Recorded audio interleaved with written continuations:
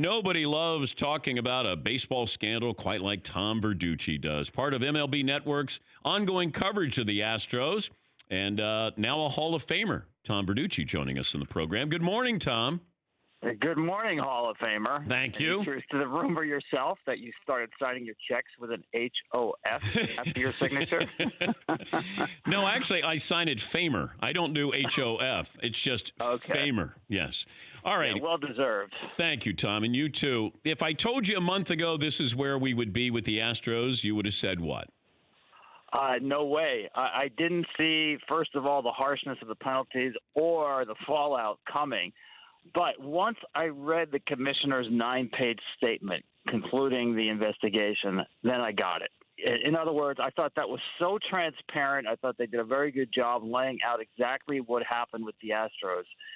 Then I understood there's a lot of things I did not know before. For instance, that they had stolen signs throughout the 2017 postseason. The fact that Alex Cora was such an integral part of that.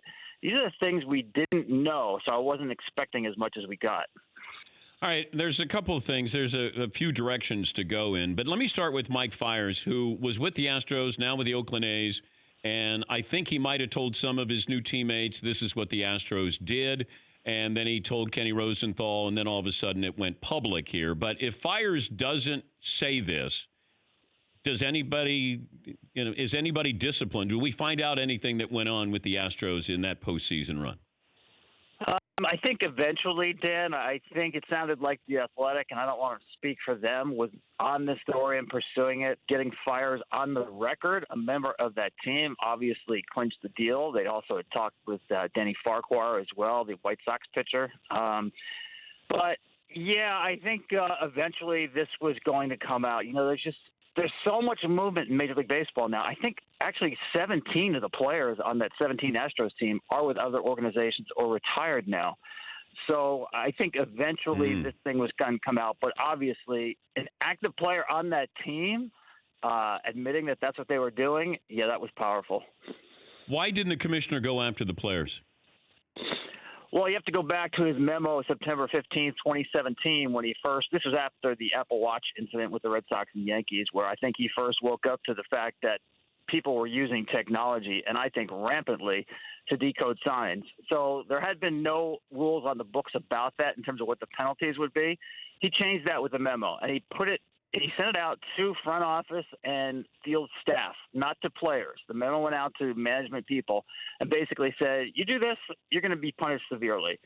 And I think his idea right then was it's just so hard to get into the muck and mire of trying to find out from players who did what in that clubhouse culture, to what extent, how would you ever discipline them on individual basis.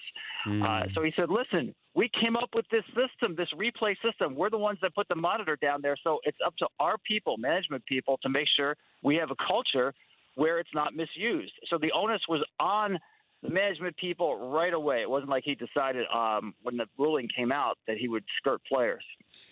And I don't know if there's a deterrent then, Tom. If you're not going to punish them, you're afraid of the players' union, and you're going to basically punish the adults in the room here. The players are in the clear. Yeah, it's a great point, Dan, because there's so much responsibility specifically on the manager now. Think about that. You're managing a major league game, trying to, in real time, do what you need to do in terms of decisions and player personnel. Now you're also responsible for whatever is going on behind you in the clubhouse, in the video room, whether it's analysts back there who are decoding signs or players going back there to get a peek. That's on the manager, not on the people who are actually doing it. So it's a very special exemption. It's a carve-out in terms of player behavior. In other words, you use PEDs, you cork your bat, you put pine tar on the ball. That's on you, and you're going to be punished for it. But you now can steal signs electronically and not face any punishment. The manager or the general manager will. I understand why the commissioner did that, because I don't think it's because he's fearful of any kind of reprisal from the union in terms of grievance and appeals. I think it's just so darn difficult to cut that discipline for any individual player. Yeah, but that would be like a writer plagiarizing something and then the writer's boss being punished for what the writer did. Yeah, I'm agreeing with you. I don't think it's necessarily fair, but I think from the practical point of view, I'm not sure where he could go with this. I mean, what would you do right now? Say you were going to punish Astros players. what would you do? Basically, everybody on that team knew what was going on and did nothing about it, including Mike Fiers. I would vacate it, Tom. I'd vacate the World Series. Then I've punished the players. That might be as close as I get to a punishment. That's a team punishment, and Yeah, but again, you're not individually punishing players for their behavior. I get what you're saying. You're officially putting a taint, but then that taint is there on that team. You know that. I know that. The most precious thing all of us have is our reputation, and that reputation is shot. We're sitting here almost 70 years later talking about the 1951 Giants as cheaters, and we'll be talking about the Astros 70 years from now as cheaters. So I don't think you needed the commissioner to say that. Their reputation is broken. Yeah, but is Altuve a Hall of Famer now? That's going to be up to every individual voter, and I'm certainly one of them. I'm not going to assess his candidacy right now, but it's something we all are now going to have to grasp with. There's no question about that. Beltran will be the first litmus test. Yeah. I'm not saying he was a first ballot slam dunk Hall of Famer, but he certainly has Hall of Fame type credentials. Would you have kept him? Consideration. If you were the Mets, would you have kept him as? No, I would not have. I mean, just play it out there. If you wanted to keep him, he'd have to make a full accounting of what he did at a press conference. There'd be a million questions about when this began. Yeah. First of all, he played for the Yankees in the first 3 years when replay monitors were down in the dugout. Did he just start with the Astros in 17 when the monitors were in place in 14, 15, and 16? What did he do in the World Series? It wasn't going away. He would start his first term as a manager, being labeled as a cheater and someone who lied to the media about his involvement. I mean, that just destroys your credibility at a time when, let's face it, baseball needs it. Astros don't get the benefit of the doubt. So when I saw the buzzer story yesterday and Jose Altuve came out through Scott Boras and vehemently denied, of course he's going to vehemently deny this, but what do you make? Where there's smoke, there's fire here? I say no. I mean, you have to be careful and not look at these things with a confirmation bias. I mean, nobody thought at the time and saw anything that said, "Wow, this is weird that he's not taking his jersey off after a walk-off homer." Now that it's out there from the Twitter detectives, we're looking at it with a different eye. I do know that reports were out there, suspicions that the Astros were wearing bandages with buzzers on them. The commissioner's office in this 3-month investigation did look into that and found nothing. Commissioner has said that on the record. They specifically looked at that and found nothing. Altuve gave his reasons for not taking his jersey off after the game to Ken Rosenthal in real time, where he said, "Listen, my wife doesn't like me to do it. It happened before. I'm a modest guy. I'm not comfortable with it." That's his answer. That's good enough for me at that time until somebody actually comes up with real evidence and not confirmation bias. Yeah, but if I rip off your jersey, you got an undershirt on there. It's not like he was naked. And so you're saying anytime he's in a T-shirt that he's embarrassed or he's modest and does he walk around with his jersey on all the time or long? I mean, I'm not buying that part of it where, hey, I'm modest. Okay, he hit a game-winning home run. He homered off Chapman, and his thought is, don't rip off my jersey. Come on. He's already a proven cheater, and now you got that? I'm not buying that. Maybe they didn't use buzzers, Tom, but I'm not buying that. Yeah, I'm buying it for now, Dan. Okay. I think there was something. He hit a walk-off home run earlier with his wife. She didn't like it. And listen, there's some guys who don't wear T-shirts or anything underneath their uniforms. He might be one of those. I don't know. No, he's got a blue. He got something underneath. Well, he's got a sleeve on. I know he's got a sleeve on, but in many cases, you saw with Pete Alonso, sometimes you're wearing something underneath, or they'll rip everything off. So, listen, again, when you have incidents like this, and as you know, there's so many echoes here with the steroid era. Once you put it out there that players are pushing the envelope and cheating, it puts everything under suspicion. And that's really the worst thing about that. It's what we know, and then it's what we guess.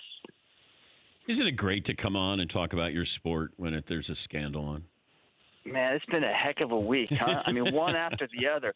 I will tell you this, and this is not defensive baseball because it's been a bad week, but I did think they did a good job with transparency with that report, at least. Nobody walked away from that saying, what are they hiding? What actually happened with the Astros in 17 and 18? Now, 19 is going to be a different story. That's going to continue, and we still have to hear about the Red Sox in 18. But at least I think they pretty much laid it out there after talking to more than 60 people and 70,000 emails. I think they learned their lesson from the Pete Rose thing, where if you're going to suspend somebody like this, you better show your evidence. But don't you, Pete Rose saying, hey, at least I didn't taint the game. I went, what? Huh? Come on, Pete. Yeah. Okay, what's how many worse? years has it been? What's worse, what Pete Rose did or what the Astros did? I think they're both really bad. Anytime you call into question the integrity of the outcome of a game, I mean, that's probably the worst thing that could happen in a sport, right? When you go to a game, you pay your money, you watch it on TV. If there's even any suspicion in your mind that the outcome was decided by something outside of the rules, I mean, what do you have? You have professional wrestling. I mean, there's no integrity to the competition at that point. So I'm not going to split hairs and say one was worse than the other because they drive at really the heart of the game. You're going to be part of MLB Network's exclusive Hall of Fame coverage on Tuesday? I will be. Well, we talk some more about steroids then, too, right? Like we haven't talked about it enough. What do you think the biggest discussion will be on that Tuesday when you guys discuss the Hall of Fame? I hate to say it, but it's probably Bonds and Clemens again and how close they get to 75%. Then they have, just a year or two more left on the ballot, a couple of more shots, and that's it. Sub to that, we know Jeter's going in. Is that 100%? Larry Walker and Curt Schilling are the bubble guys, whether they get in or not. Both of them are going to be right there, and Walker's in his last year, so he needs to get in, at least by the writer's ballot this time.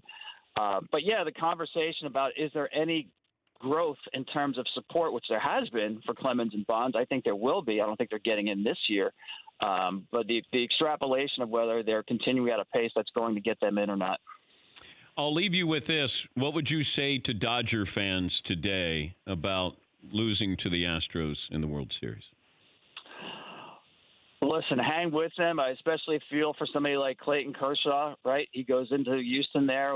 He's got a 4-0 lead, and everything blows up on him at Minute Maid Park. And we don't know what pitches the Astros got or how it influenced the game, but we know it was used throughout the postseason, and that has to hurt.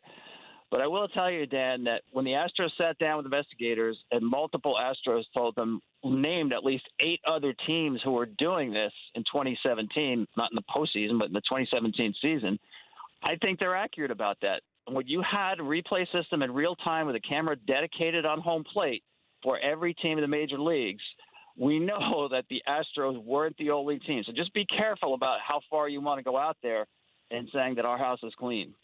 Great stuff, Tom. And congratulations again of going into the Broadcasting Hall of Fame. Well-deserved. And I'll see you in June in Winston-Salem, North Carolina. I look forward to it. Congrats, man. Thank you, Tom. Tom Verducci, senior baseball writer, works for the MLB Network. For more Dan Patrick Show, tune into Audience Channel 239 on DirecTV. Stream for free on BR Live or download the Dan Patrick Show app.